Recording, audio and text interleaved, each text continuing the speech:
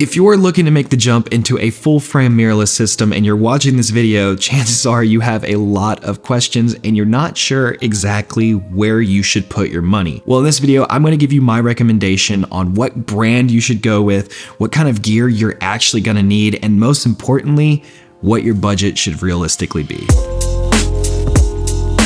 What's going on, guys? My name is Zak Kincaid, and today I'm going to be building out a couple of different camera kits with the hopes that one of these fits your needs. For instance, if someone is going to be shooting sports or wildlife photos, their kit is going to look a lot different than someone who's shooting weddings or portraits. And then there's also those people that are going to be shooting videos, so that's a completely different beast on its own. So I'd say if you're looking to invest in a professional full-frame mirrorless setup, you're going to want to budget at least $5,000. Now, if you heard that and you're like, I'm clicking off this video, I completely understand. That's a lot of money to invest, but I need you to understand that mirrorless cameras are where the market is going. They are the future, and so making an investment now in a good body, and especially in high quality glass, will carry you really far into your career in the future as well. Also, real quick, all of the products I'm about to go over are going to be linked in the description, and I will get a small kickback if you decide to purchase through those links at no extra cost to you. Now, if you don't have $5,000 and you're still set on going full frame mirrorless, don't be afraid to check the used market. Something like a used Canon EOS RP or an A7R II or even a used A7 III can be had for fairly good prices right now. Now, the first kit I'm going to be recommending is for the portrait and wedding photographer. And just a little fun fact, this is the kit I am sending to my mom who is looking to get into shooting weddings and portrait. For the body, we're actually going to go with the Canon EOS R. Now, why not the R6 or the R5 or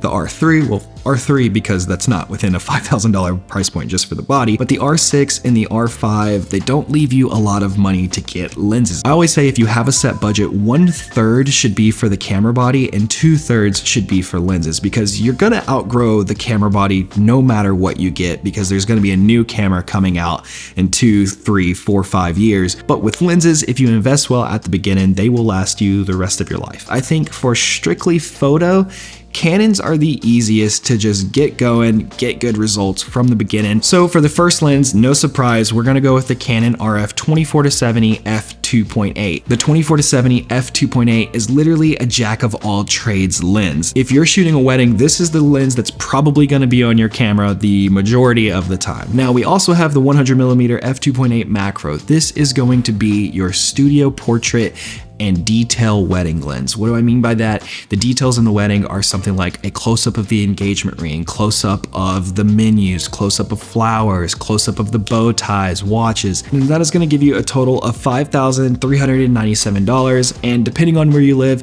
you are gonna have to factor in tax. So if you can't afford it with the tax, I would drop the 100mm macro and do something like an 85 1.8 and maybe a 50 1.8 as well if you can push it. Now, the next kit is if you're also mainly a photographer, but you're looking to do some wildlife or sports photography. To be honest with you, $5,000 is kind of a very low budget for this kind of photography, because you're gonna want a camera that can shoot really fast, which is gonna be more expensive, and you're also gonna wanna have lenses that reach further, which is gonna be more expensive. But I did manage to build out a kit as close to $5,000 as I can, and that is gonna be with the Nikon. No, that can't be right. Is it actually a Nikon? Yeah, no, I'm actually recommending a Nikon for this. This camera comes in at $2,000, so the comparable market is going to be the Canon EOS R or the Sony A7 III, and the Nikon Z6 Mark II can actually shoot 14 frames a second.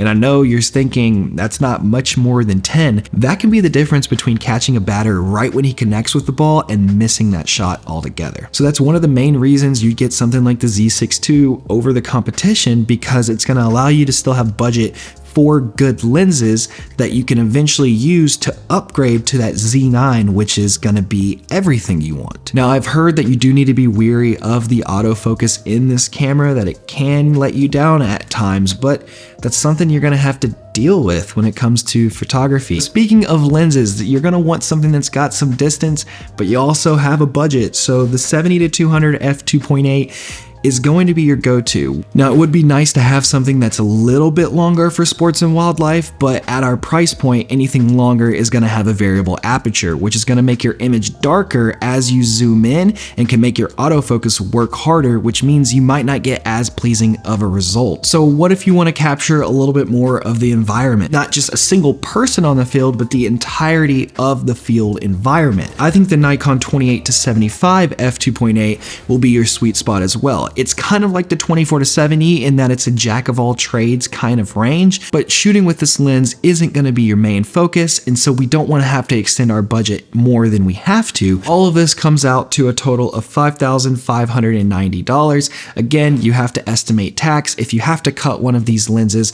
I would cut the 28-75 and get some cheaper prime lenses for those wider shots. So now we're going to move on to the last kit, which is someone who is primarily video. Now, the two kits I've mentioned before can do video really well, and their colors are going to be great in 10-bit, but they're lacking just a couple of features that kind of turn them off. For instance, the Canon EOS R doesn't shoot an uncropped 4K, and it caps out at 1080 60 frames per second. So what I recommend and what I currently shoot with is to go with Sony, either the A7 III or preferably the A7C if you can find it. Now, I've made a video all about why the A7C is better than the A7 III when it comes to video, and you can go ahead and check that out here. And while we're at it, the Sonys do only shoot in 8-bit, which can be a turnoff for a lot of people, but there are fixes for it, and you can find my fix below the like button. Now, the A7C is sold out on most sites, so we're gonna go with the A7 III for this video. Now, it actually shoots 6K downsampled to 4K, which is gonna give you a sharper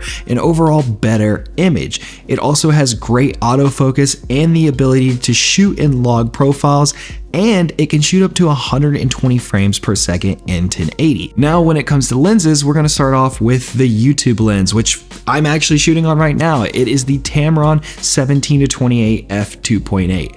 Now, Sony's G Masters are great. They're super sharp, focus really well, but when it comes to video, sharpness isn't necessarily that important. And I'm actually shooting at 28mm right now. We can go ahead and zoom out.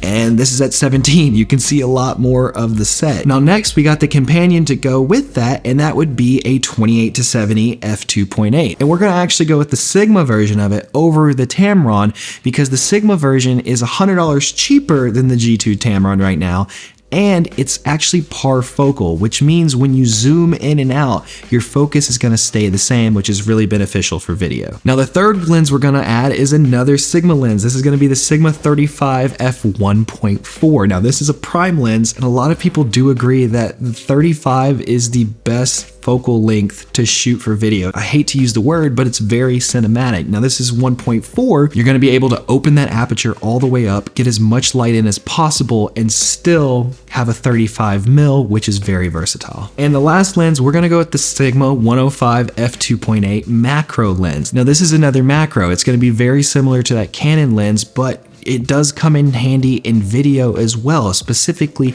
product video when you're wanting to get close-ups. And so that all is going to come in for a grand total of $5,394. Now, after looking at this, if you have an extra $500, I would go ahead and get the A7 IV because it's going to have a lot of quality of life benefits. Specifically, you're going to be able to shoot in 10-bit, which is going to give you better color. Say you don't have an extra $500, but you don't ever think you're going to do product video, you can drop the macro. Or if you don't plan on doing any kind of vlog, YouTube style videos, you could maybe drop the wide angle. Like I said, I'm shooting at 28mm on the Tamron right now, and the Sigma actually covers that 28mm range. So you could maybe do a trade-off there and get the A7 IV.